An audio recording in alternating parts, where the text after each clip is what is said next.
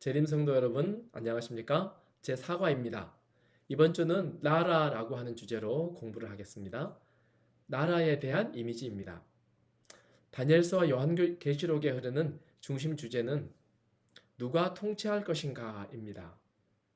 세상은 힘센 사람들이 주권을 잡고 서로 자기가 통치하고자 애를 씁니다. 하지만 인간의 모든 시도는 얼마 가지 못하고 실패했습니다. 잡은 듯 하지만 금세 그 권력을 다른 이가 가져가 버렸습니다. 결국 세상 역사는 하나님께서 통치하심으로 모든 문제와 모든 저주가 해결됩니다. 창세기에 보면 하나님께서 세상을 만들고 아담과 하와에게 하나님께서 만물의 주인, 즉 에덴의 통치자라고 하는 사실을 가르쳐 줍니다.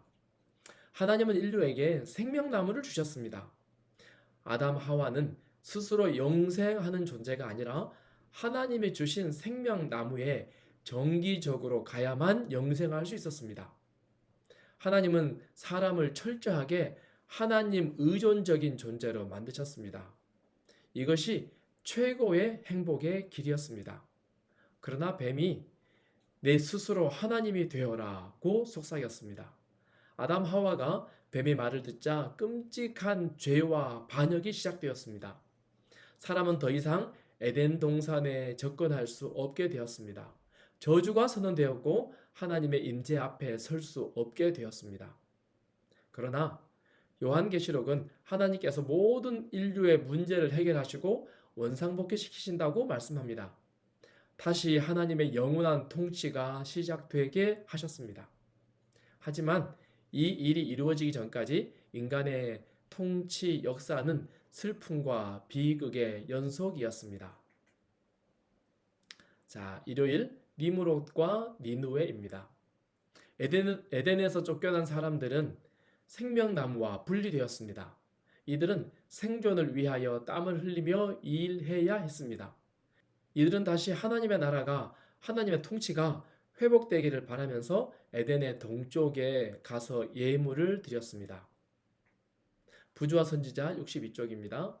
에덴 동산은 사람이 그 기쁨의 통로에서 추방된 후에도 오랫동안 지상에 남아 있었다. 그러나 에덴을 심으셨던 손이 그것을 그 땅에서 거두셨다. 홍수 전에는 에덴이 이 땅에 있었지만 홍수 후에는 에덴이 시야에서 사라져 버렸습니다. 불안함을 느낀 사람들은 이를 해결하기 위해 더 나은 삶을 위해서 스스로 도시국가를 만들고 잃어버린 에덴을 건설하기 시작합니다. 창세기 10장 8절 구수가 또 니므롯을 낳았으니 그는 세상의 첫 용사라 그가 여호와 앞에 용감한 사냥꾼이 되었으므로 속담에 이르기를 아무는 여호와 앞에 니므롯 같이 용감한 사냥꾼이로다 하더라. 그의 나라는 시작되었으며 니므롯과 갈라 사이에 레센을 건설하였으니 이는 큰 성읍이라. 니므롯이라는 말의 뜻은 반역 혹은 우리가 반란을 일으키자라고 하는 뜻입니다. 누구에 대한 반란일까요? 이 말씀 가운데 두 번이나 여호와 앞에서 여호와 앞에라고 하는 말이 있습니다. 여호와 앞에서 70인역은 이 부분을 여호와를 대적하여라고 번역합니다. 즉 니므롯은 정의롭고 용감한 그래서 칭찬받는 그런 사람이 아니라 하나님을 대적하고 하나님 앞에 반역자로 이름을 날린 사람이라는 것입니다.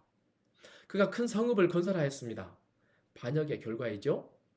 하나님을 반역한 니므롯이 하나님 대신에 인간 통치의 역사를 시작했다는 것입니다.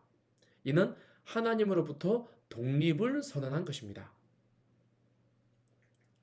자, 월요일 아브라함의 부름 창세기 12장 내가 너로 큰 민족을 이루고 내게 복을 주어 내 이름을 창대하게 하리니 너는 복이 될지라 너를 축복하는 자에게는 내가 복을 내리고 너를 저주하는 자에게는 내가 저주하리니 땅의 모든 족속이 너로 말미암아 복을 얻을 것이라 하신지라.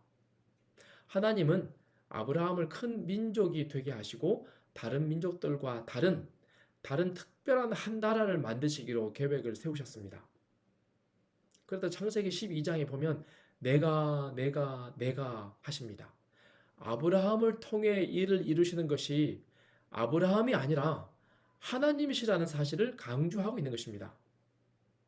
잃어버린 세계에서 하나님께서 다시 새로운 통치자가 되시고 그리할 때 이 나라가 어떠한 나라가 될지를 보여주시는 것입니다. 땅의 모든 족속이 너로 말미암아 복을 얻을 것이라. 즉, 이 땅을 통하여, 즉, 이 나라를 통하여 홍수 이전의 세상을 볼 수 있도록 하겠다라고 하는 것입니다.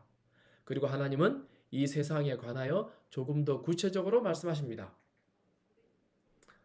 신명기 4장 5절 내가 나의 하나님 여호와께서 명령하신 대로 규례와 법도를 너희에게 가르쳤나니 이는 너희가 들어가서 기업으로 차지할 땅에서 그대로 행하게 하려 함인즉 너희는 지켜 행하라. 이것이 여러 민족 앞에서 너희의 지혜요 너희의 지식이라. 그들이 이 모든 규례를 듣고 이르기를 이 큰 나라 사람은 과연 지혜와 지식이 있는 백성이로다 하리라. 오직 너는 스스로 삼가며 내 마음을 힘써 지키라. 그리하여 내가 눈으로 본 그 일을 잊어버리지 말라. 하나님이 통치하시는 이 나라는 하나님의 명령과 규례와 법을 배우고 그대로 행하는 실천하는 나라이어야 합니다. 아는 것으로 끝나는 것이 아니라 그것을 그대로 지키는 백성이어야 했습니다. 하나님의 명령에 순종할 때, 그분의 법을 준수할 때 이 큰 나라 사람은 과연 지혜와 지식이 있는 백성이로다 라는 말을 듣게 될 것입니다. 아무리 가진 진리가 훌륭해도 진리대로 살지 않으면 저주를 축복으로, 죽음을 생명으로 바꿀 수 없는 것입니다. 실천하지 않으면 결코 생명이 없는 것입니다. 자, 화요일 너희가 구한 대로 주었으니. 원래 이스라엘은 다른 나라들처럼 왕을 두지 않기로 했습니다. 이스라엘의 왕은 하나님이셨습니다. 하나님의 통치하시는 나라였습니다. 그러나 사람들이 왕을 달라고 요구합니다. 모든 나라와 같이 우리에게 왕을 세워 우리를 다스리게 하소서 한지라. 여호와께서 사무엘에게 이르시되 백성이 내게 한 말을 다 들으라. 이는 그들이 너를 버림이 아니요 나를 버려 자기들의 왕이 되지 못하게 함이니라. 백성들이 왕을 구하는 것은 하나님을 저버리는 것과 같았습니다.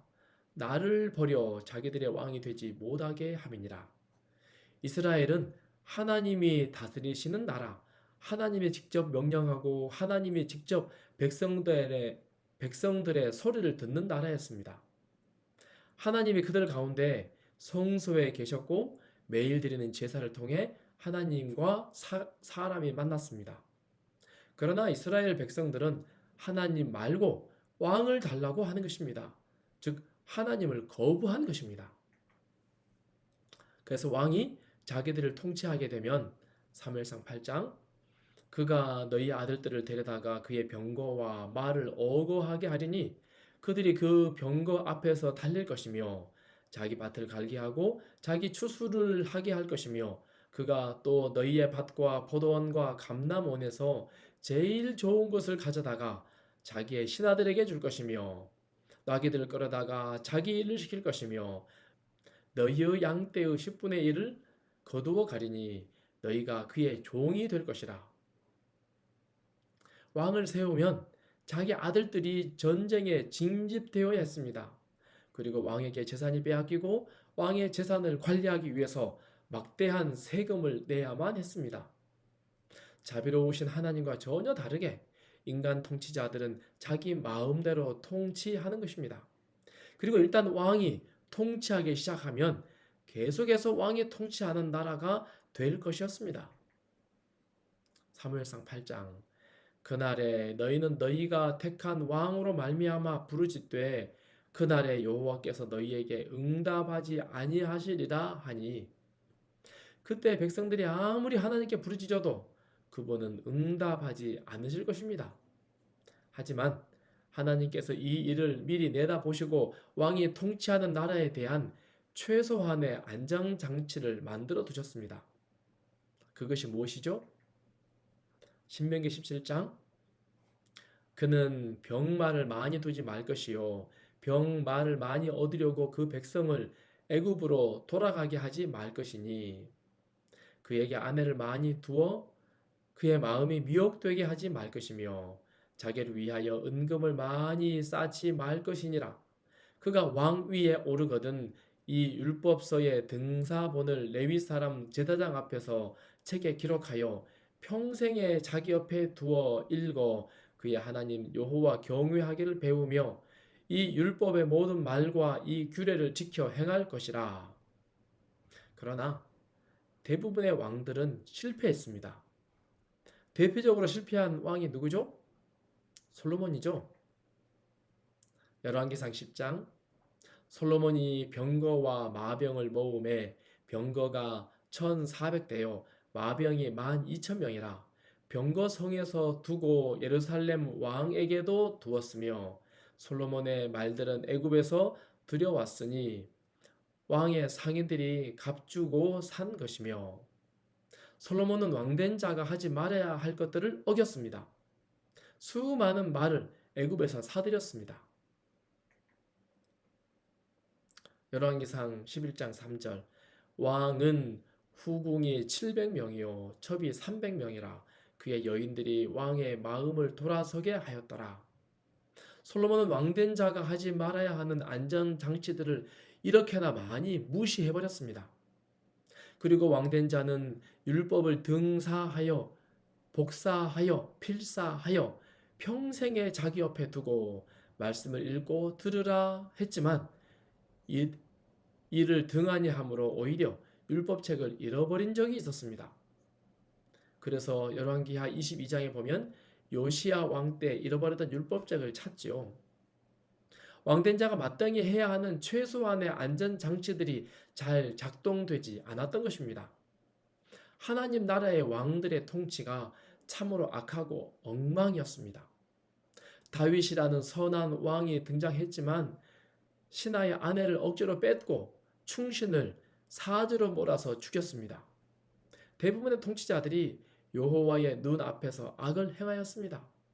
죄인이 죄인을 다스리는데 그 결과가 뻔한 것 아니겠습니까? 자, 수요일 이방인의 집권자. 수요일 공부는 이제 신약 시대에 와서 교회를 통치하는 세력에 관한 내용을 살핍니다. 이스라엘 민족이 왕을 세워서 스스로를 통치하게 한 똑같은 잘못을 교회도 반복합니다. 마태복음 20장 이방인의 집권자들이 그들을 임의로 주관하고 그 고관들이 그들에게 권세를 부리는 줄을 너희가 알거니와 너희 중에는 그렇지 않아야 하나니 너희 중에 누구든지 크고자 하는 자는 너희를 섬기는 자가 되고 너희 중에 누구든지 으뜸이 되고자 하는 자는 너희의 종이 되어야 하리라. 세상에서는 나라를 힘으로 권력으로 통치하지만 그리스도인 공동체는 섬김으로 통치해야 한다고 말씀합니다. 그러나 신약의 교회는 황제의 권력을 이용하여 교회 지도자들이 하고 싶은 것들을 관철시켰습니다. 여러 가지 예들이 있죠. 여러분 도나투스 논쟁이라고 혹시 아십니까? 콘스탄티누스 황제가 밀란 칙령으로 기독교를 공인하자 핍박받던 교회가 인기 있는 집단이 되었습니다. 이 무렵 북아프리카에서 황제의 핍박으로 인해서 신앙을 저버린 성직자들이 다시 들어와서 직분을 수행합니다. 그러나 도나투스를 비롯한 사람들이 이렇게 되면 교회가 어떻게 순결성을 유지하겠습니까? 더러운 그릇에서 어떻게 깨끗한 물이 나오겠습니까? 라고 하면서 이들을 받아들이지 말자고 주장합니다. 교회 안에 갈등이 생겼습니다. 배교한 성직자들을 받아들일 것인가 말 것인가. 이때 황제가 개입합니다. 그리고 오히려 도나투스를 이단으로 규정하고 제국의 법으로 도나투스파가 침례를 베풀지 못하도록 엄명합니다. 니케아 공의회도 마찬가지죠.